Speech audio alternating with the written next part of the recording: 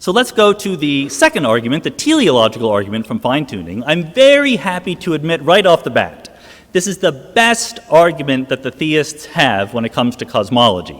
That's because it plays by the rules. You have phenomena, you have parameters of particle physics and cosmology, and then you have two different models, theism and naturalism, and you want to compare which model is the best fit for the data. I applaud that general approach. Given that, it is still a terrible argument. It is not at all convincing. I will give you 5 quick reasons why theism does not offer a solution to the purported fine-tuning problem.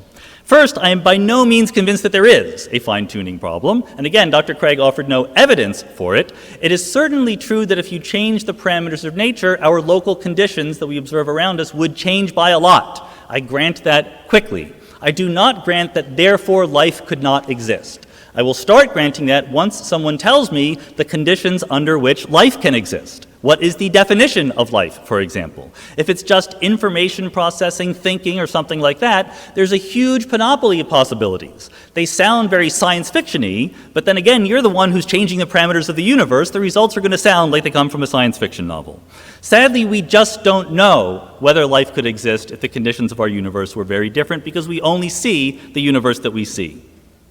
Secondly, God doesn't need to fine-tune anything. We talk about the parameters of physics and cosmology, the mass of the electron, the strength of gravity, and we say if they weren't the numbers that they were, then life itself could not exist. That really underestimates God by a lot, which is surprising from theists, I think.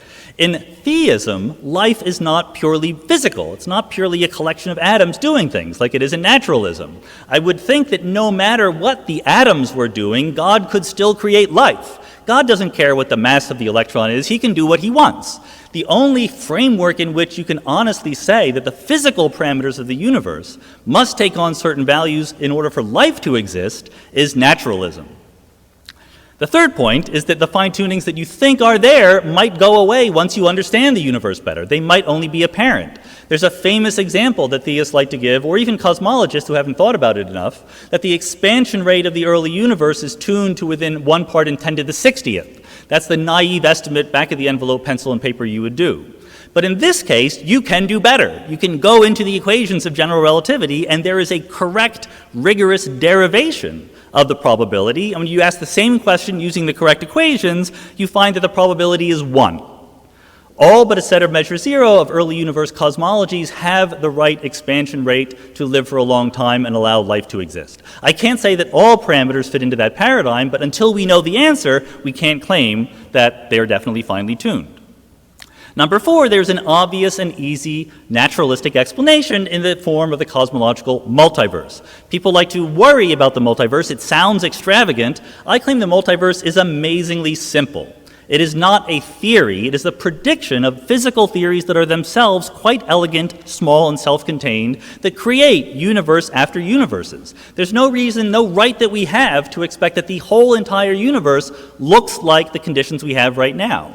But more importantly, if you take the multiverse as your starting point, you can make predictions. We live in an ensemble, and we should be able to predict the likelihoods that the conditions around us take different forms. So in cosmology papers dealing with the multiverse, you see graphs like this that try to predict the density of dark matter given other conditions in the multiverse. You do not see graphs like this in the theological papers trying to give God credit for explaining the fine-tuning, because theism is not well-defined. Fifth, and most importantly, theism fails as an explanation. Even if you think the universe is finely tuned and you don't think that naturalism can solve it, theism certainly does not solve it. If you thought it did, if you played the game honestly, what you would say is, here is the universe that I expect to exist under theism. I will compare it to the data and see if it fits. What kind of universe would we expect? And I claim that over and over again, the universe we expect matches the predictions of naturalism, not theism. So the amount of tuning, if you thought that the physical parameters of our universe were tuned in order to allow life to exist, you would expect enough tuning but not too much. Under naturalism, a physical mechanism could far over-tune by an incredibly large amount that has nothing to do with the existence of life, and that is exactly what we observe. For example, the entropy of the early universe is much, much, much, much lower than it needs to be to allow for life. You would expect under theism that the particles and parameters of particle physics would be enough to allow life to exist and have some structure that was designed for some reason, whereas under naturalism you'd expect them to be kind of random and a mess. Guess what? They are kind of random and a mess. You would expect under theism life to play a special role in the universe. Under naturalism, you'd expect life to be very insignificant. I hope I don't need to tell you, life is very insignificant as far as the universe is concerned. Here's a photograph from the Hubble Space Telescope of a few hundred out of the hundreds of billions of galaxies in our observable universe. The theistic explanation for cosmological fine-tuning asks you to look at this picture and say, I know why it's like that. It's because I was going to be here, or we were going to be here. But there is nothing in our experience of the universe that justifies the kind of flattering story we like to tell about ourselves. In fact, I would argue that the failure of theism to explain the fine-tuning of the universe is paradigmatic. It helps understand the other ways in which theism fails to be a better theory than naturalism. What you should be doing over and over again is comparing the predictions or expectations under theism to under naturalism. You find that over and over again naturalism wins. And I'm going to zoom through these. It's not the individual arguments that are important, it's the accumulated effect. If theism were really true, there's no reason for God to be hard to find. He should be perfectly obvious, whereas in naturalism you might expect people believe in God, but the evidence to be thin on the ground. Under theism, you'd expect that religious beliefs should be universal. There's no reason for God to give special messages to this or that primitive tribe thousands of years ago. Why not give it to anyone? Whereas under naturalism, you'd expect different religious beliefs inconsistent with each other to grow up under different local conditions. Under theism, you'd expect religious doctrines to last a long time in a stable way. Under naturalism, you'd expect them to adapt to social conditions. Under theism, you'd expect the moral teachings of religion to be transcendent, progressive, sexism is wrong, slavery is wrong. Under naturalism, you'd expect that they reflect, once again, local mores, sometimes good rules, sometimes not so good. You'd expect the sacred texts under theism to give us interesting information. Tell us about the germ theory of disease. Tell us to wash our hands before we have dinner. Under naturalism, you'd expect that sacred text to be a mishmash, some really good parts, some poetic parts, and some boring parts and mythological parts. Under theism, you'd expect biological forms to be designed. Under naturalism, they would derive from the twists and turns of evolutionary history. Under theism, minds should be independent of bodies. Under naturalism, your personality should change if you're injured, tired, or you haven't had your cup of coffee yet.